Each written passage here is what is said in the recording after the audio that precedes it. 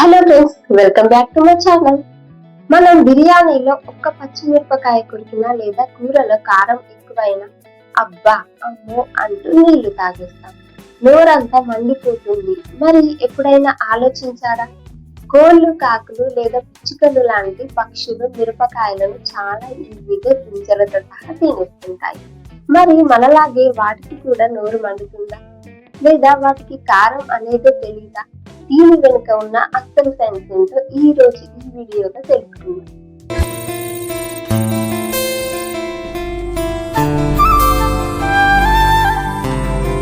మనకి ఈ మంట ఎందుకు పుడుతుంది? మనం ముందుగా మనకి కారం ఎందుకు తెలుస్తుందో చూద్దాం. మిరపకాయల్లో క్యాప్సైసిన్ అనే ఒక కెమికల్ ఉంటుంది.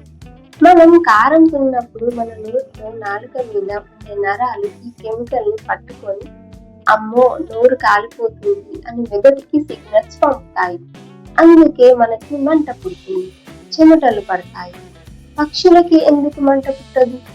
కానీ పక్షుల విషయానికి వస్తే వాటి శరీరంలో ఈ క్యాప్సిసిన్ కెమికల్ ని గుర్తుపట్టే నరాలు అస్సలు ఉన్నవి. అవును, మీరు విన్నది నిజమే. పక్షులకి మిరపకాయలు తినిపించినా వాటికి అస్సలు కారం తెలియదు. అవి మిరపకాయలను కూడా ఒక నార్మల్ పండులాగా ఎంచక్కా తినేస్తాయి. వాటికి కారం అనే ఫీలింగే ఉండదు. ప్రకృతి చేసిన మ్యాజిక్ ఏంటంటే, ప్రకృతి పక్షులకి ఇలా ఎందుకు డిజైన్ చేసిందో తెలుసా? ఒకవేళ జంతువులు మిరపకాయలు తింటే వాటి పళ్ళతో గింజలను నమిలి పాడు చేస్తాయి. కానీ పక్షులకి పళ్ళు ఉండవు. అవి గింజలను నేరుగా మింగేస్తాయి. పక్షులు ఎగిరి దూరం వెళ్ళినప్పుడు ఆ గింజలను వాటి విసర్జన ద్వారా కింద పడి కొత్త మొక్కలు మొలుస్తాయి.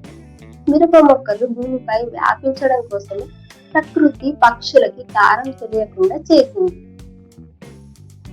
సో చూసారుగా ఫ్రెండ్స్, పక్షులకి కారం ఎందుకు తెలియదో. ఈ ఇంట్రెస్టింగ్ ఫ్యాక్ట్ మీకు నచ్చితే వెంటనే లైక్ చేయండి. మీ ఇంట్లో కోళ్ళు లేదా పక్షులు మిరపకాయలు తినడం ఎప్పుడైనా చూసారేమో కింద కామెంట్ చేయండి. మరిన్ని ఇలాంటి సైన్స్ ఫ్యాక్ట్స్ కోసం మా ఛానల్ని ఇప్పుడే సబ్స్క్రైబ్ చేసుకోండి. Thank you for watching.